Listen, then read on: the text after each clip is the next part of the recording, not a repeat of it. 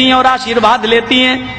तो रामचंद्र जी ने अपनी पत्नी को झुकने नहीं दिया, दोनों कांधे पकड़ के उनको उठा लिया और फरमाया राम रामाय नमः, राम रामाय सत्यम अस्ति। हाय सीता, मैं राम हूं तेरा और तेरे राम का राम है ऊपर वाला। संस्कृत ग्रामर में ये राम रामाय जब राम के साथ आय आ जाए तो उसका माना होता का लिए, के लिए, को लिए, की लिए। राम रामाय, राम के लिए नमः, नमस्कार करो, झुको, यानी अपने राम के सामने नहीं बल्कि उस राम के सामने जो तेरे राम का भी राम है। ऐ सीता, मैं तेरा राम हूं और तेरे राम का राम है ऊपर वाला। राम रामाय नमः, अपने राम को प्रणाम न कर बल्कि उस राम के सामने झुक जो तेरे भी राम का राम है। इसलिए हिंदुओं में जब कोई मर जाता तो कहते हैं राम राम सत्य है। अर्थी देते वक्त शमशान घाट में ले जाते वक्त क्या कहते हैं? राम राम सत्य है। अब बदल दिया, कहने लगे राम नाम सत्य है।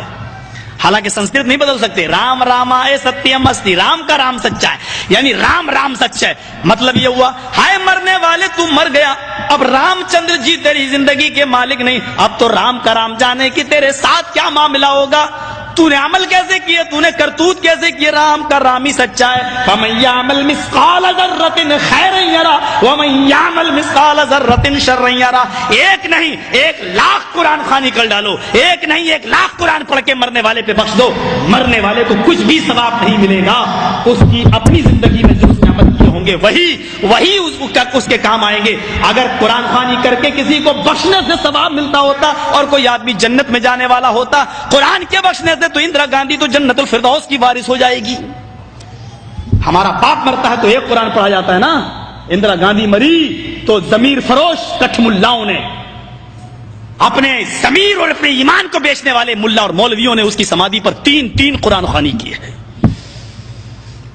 सिर्फ कांग्रेस से पैसा वसूल करने के लिए।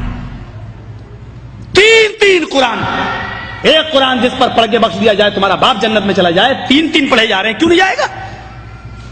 साहब वो काफिर है। काफिर कहां है? नहीं, वो कलमा नहीं पढ़ता। जो कलमा तुम पढ़ते हो वो भी तो वही कलमा पढ़ता है।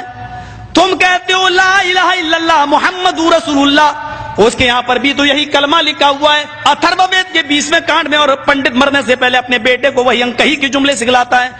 ला इलाहा हरणे पापन इल्लल्लाह परम पिदम, तू जो चाहे स्वर्ग तो जपे नाम मुहम्मदम। हाय मेरे बेटे, मरने से पहले ला इलाहा इल्लल्लाह पढ़ लेना, तेरे सारे पाप मिट जाएंगे।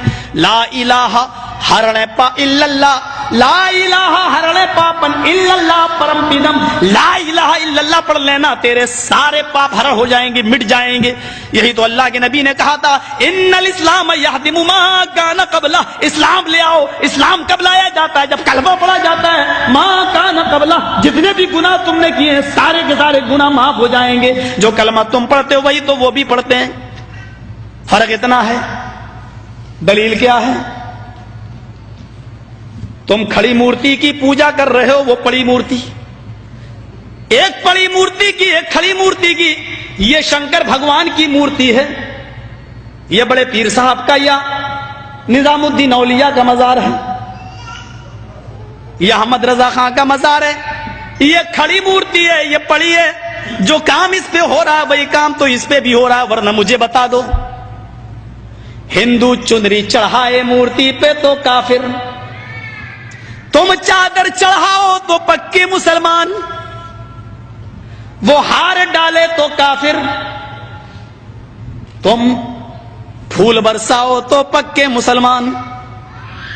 ये कोई चीज खाने की मूर्ति पे चढ़ाए तो कहे प्रसाद, प्रसाद खाना हराम। यहां पर कोई चीज चढ़ाई जाए उसको कहो तबर्रुक है, और ये खाना बड़ा मुबारक। हिंदू मूर्ति धोकर उसका पानी पिए और कहे कि ये गंगा जल से ज्यादा पाक पवित्र है, इससे बीमारियां सही हो जाती हैं। मुसलमान और उसके मौके पर कब्र धोकर पानी उसके बोतलों में भरे और कहे कि इसके आगे तो जमजम भी फेल है, तो ये पक्का मुसलमान।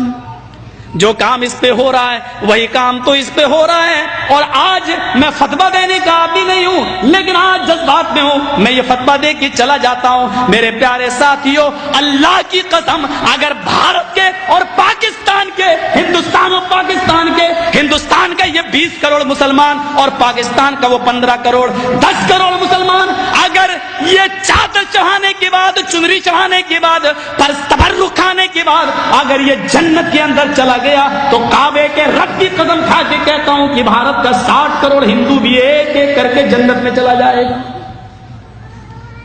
اور اگر بھارت کا ہندو جنتی نہیں ہے تو اتنا یاد رکھنا کہ پھر تم اپنے مسلمان ہونے کا سرٹیفکیٹ پیش کرو. تم وہ جہنم میں کیوں جائے گا؟ اگر وہ ان کاموں کی وجہ سے جہنم میں جا رہا ہے تو تم یہ کام کیوں کر رہے ہو؟